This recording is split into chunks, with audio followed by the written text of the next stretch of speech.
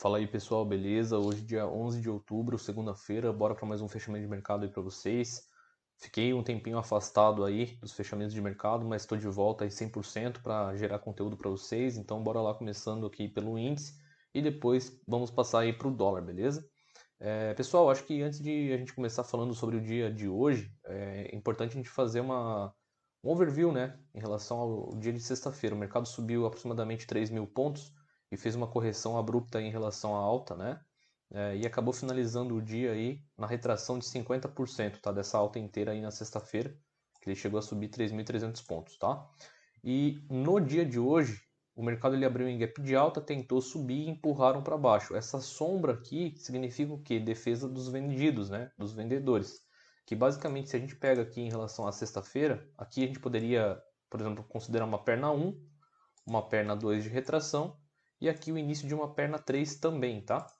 Só que essa perna 3, no caso, a gente tem que medir essa retração aqui para ver em qual possível nível que o mercado acabou segurando e que entrou pressão vendedora aqui jogando os preços para baixo, tá?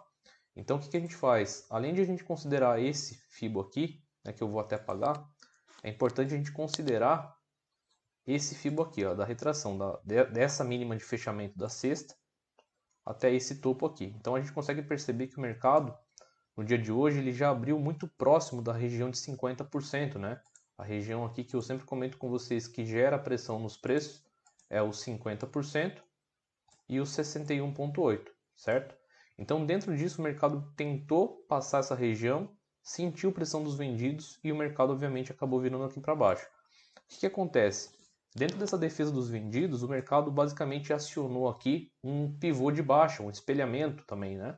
Porque se eu considero essa mínima prévia que ele travou aqui na VWAP, esse topo aqui, quando o mercado fez esse movimento e perdeu esse fundo, tá? Passando a VWAP do dia anterior ali de sexta-feira para baixo, esse movimento em A ele poderia ser projetado para baixo. Se a gente pega esse movimento em A aqui, ó, desse topo com esse fundo, projeta uma, projeta duas vezes, olha lá onde o mercado veio, tá?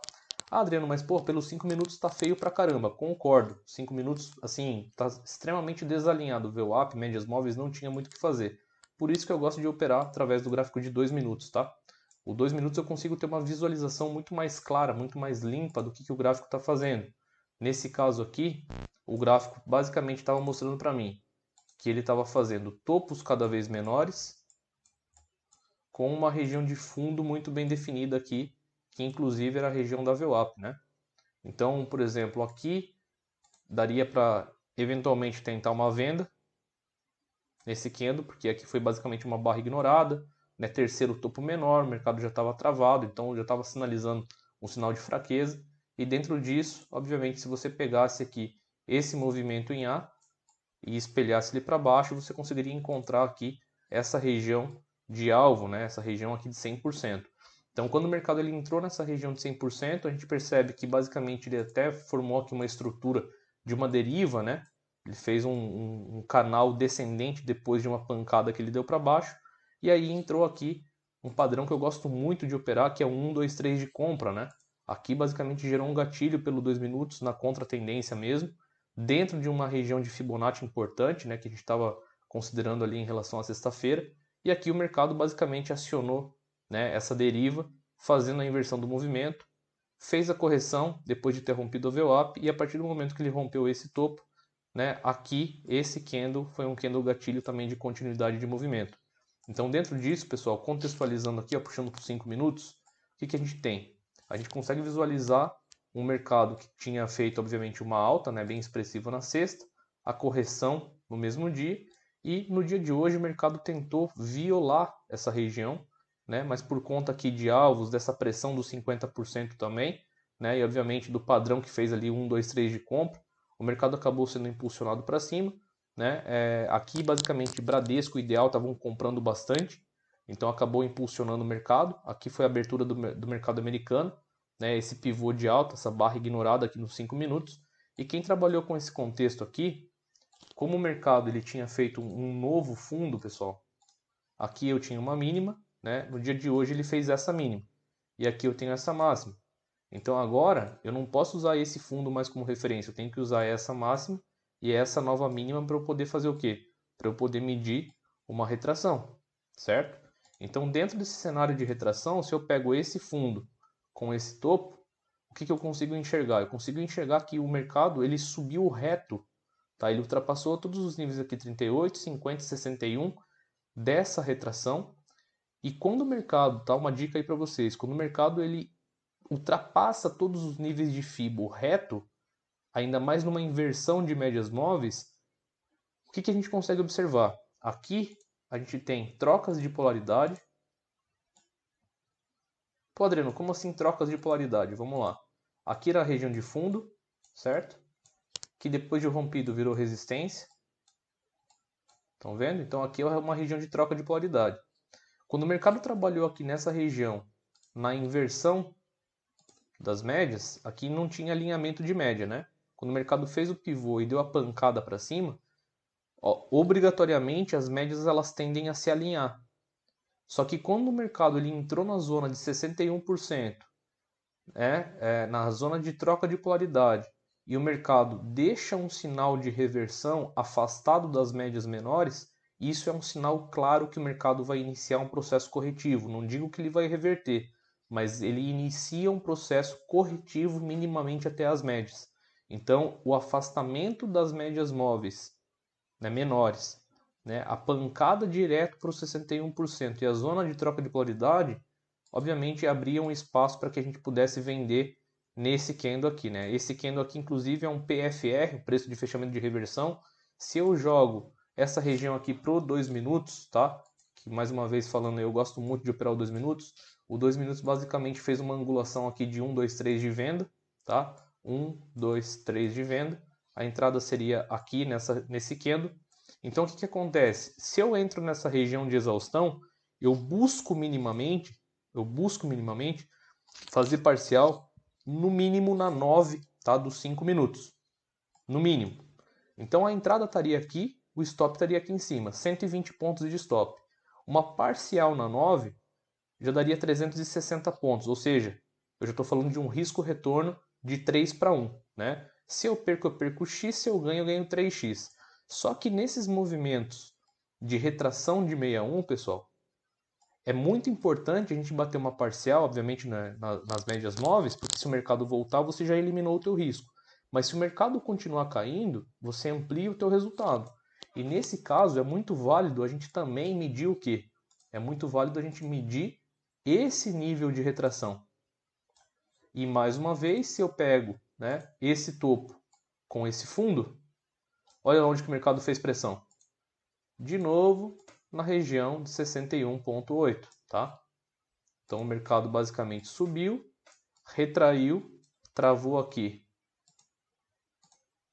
1, 2, 3, 4 vezes na região de 61% dessa alta. E aí entrou pressão compradora. É bem importante também essa região aqui, porque se você se atentasse e desse um zoom out em relação à sexta-feira, o que o mercado fez? O mercado trabalhou aqui em cima de uma LTB, né? Então o mercado ele rompeu essa LTB, fez o pullback, ancorou no 61%, travou aqui, né? Se a gente olha, por exemplo, pelo 2 minutos, de novo, né? Aqui era a cabeça do pivô, então a gente percebe que a cabeça do pivô fez pressão aqui para esses fundos, né? E aqui pelo 2 minutos, inclusive, ele permitia que a gente entrasse comprado, né? Nesse candle aqui. Aqui, ó, nesse candle.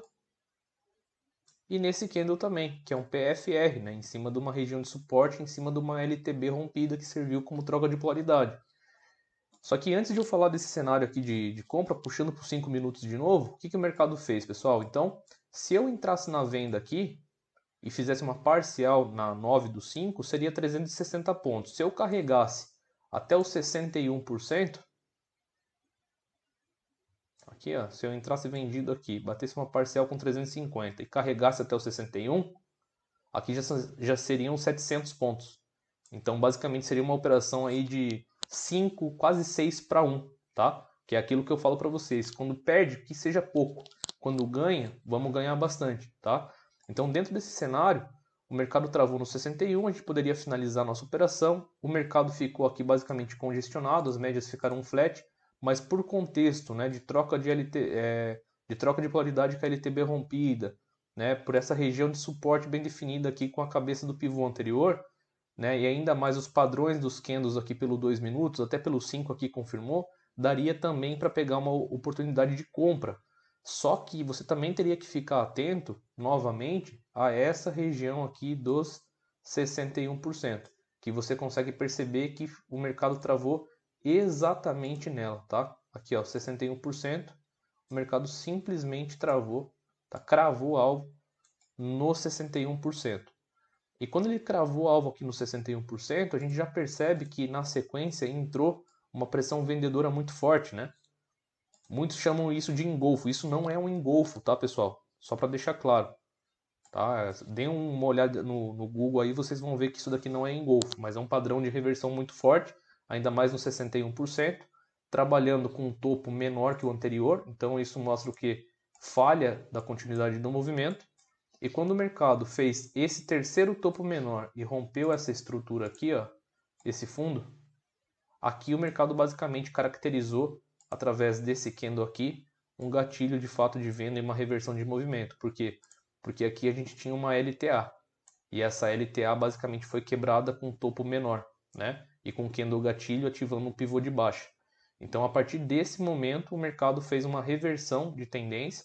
E aí, as médias que estavam inicialmente subindo começaram a trabalhar na inversão aqui desse movimento.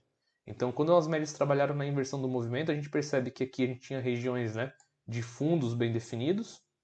Deixa eu pegar aqui, ó. Essas regiões aqui de fundos bem definidos.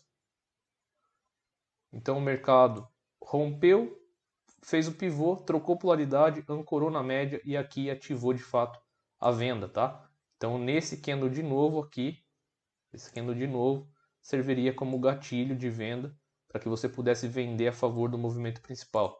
E quem trabalha aí com FIBO, quem acompanha os meus fechamentos de mercado já deve ter visto eu trabalhando com os espelhamentos, né? Aqui é um cenário muito favorável para poder fazer isso, porque aqui a gente tinha VWAP em cima, 50, 20 e 9 alinhadas, né? As três médias alinhadas abaixo da VWAP, afastadas, distanciadas, isso mostra que o mercado está forte em tendência, né? Então, aqui eu tinha uma região muito bem definida de suporte, era o último fundo prévio, aqui era o último topo prévio. O que o mercado fez? O mercado subiu reto e caiu reto. Quando o mercado rompeu esse fundo prévio anterior, através desse candle aqui, como eu já comentei com vocês, o mercado acionou o espelhamento. Então, basta pegar aqui a ferramenta de Fibonacci desse topo com esse fundo, né, que foi o último fundo prévio, e vir projetando. Aqui seria o primeiro alvo, aqui seria o segundo alvo e aqui seria o terceiro alvo, tá?